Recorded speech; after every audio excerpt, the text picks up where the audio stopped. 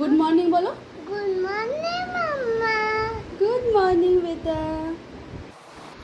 Hello everyone, কেমন আছো তোমরা সবাই? আশা করব সবাই বেশ ভালো আছো, আর আমিও কিন্তু বেশ ভালো আছি।